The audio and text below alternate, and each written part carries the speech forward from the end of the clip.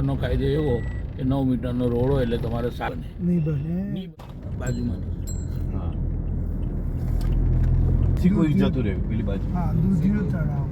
એની આખી રોડ હા હા એ નર્મદ લાઇબ્રેરી વાળો જે ભાગ છે ને હા. એમાં પણ આ રીતે થાય છે.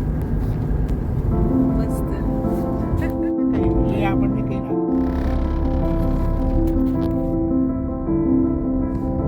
ના ના કઈ વાંધો આ નહીં. બાજુ બી એને લખેલું જ છે. હવે મારો હવે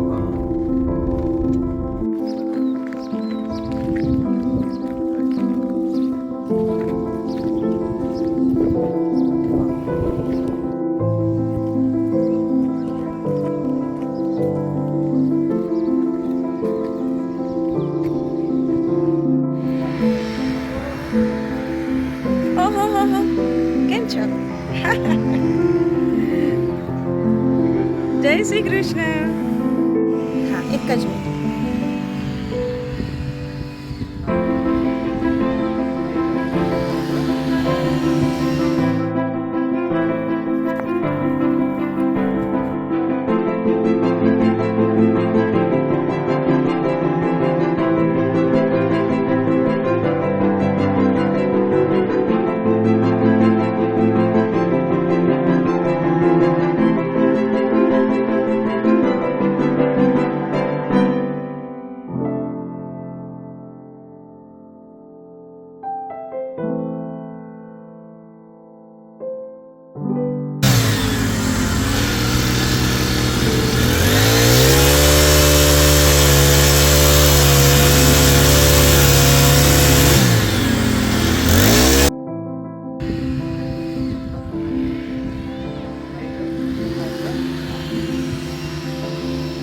પછી અહીંયા તમને કટર આપવામાં આવશે. કટરથી આ કોથળીને કાપવાની છે.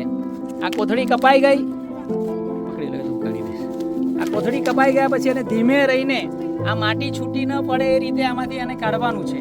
પછી તમને જે કંઈ પણ શ્લોક આવડે છે, ગુરુર બ્રહ્મા તો બધાને જ આવડે, વસુદેવ સુતન દેવ બધાને આવડે, મંગલમ ભગવાન ગાયત્રી મંત્ર બધાને આવડે, ઓમ ભૂર્ભુવઃ સ્વઃ તત્સવિતુર્વરેણ્યમ ભર્ગો દેવસ્ય ધીમહિ ધિયો યો ન પ્રચોદયાત.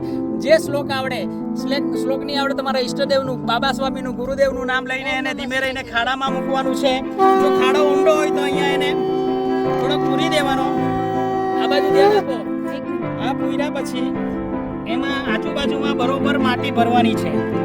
આ રીતે બરોબર માટી ભર્યા પછી આ રીતે સીધું મિડલમાં બરોબર વચ્ચે આ રીતે ઝાડ આપણે રોપવાનું છે. આ ઝાડ રોપાઈ ગયું. 1 મિનિટ થશે એક ઝાડ રોપતા, પણ શાંતિથી ધીમે રહીને વ્યવસ્થિત રીતે ઝાડ રોપજો. તમારામાંથી કોઈ ટેકા કે દોરી બાંધશે નહીં. તમારે ખાલી ઝાડ જ રોપવાનું કામ કરવાનું છે, ફક્ત પ્લાન્ટેશન જ કરવાનું છે. અમારી બીજી જે ટીમ છે એ ટેકા અને દોરી બાંધશે. ઓકે, મનની શુદ્ધ ભાવના સાથે. મનની શુદ્ધ ભાવના સાથે. હા, ભાવના.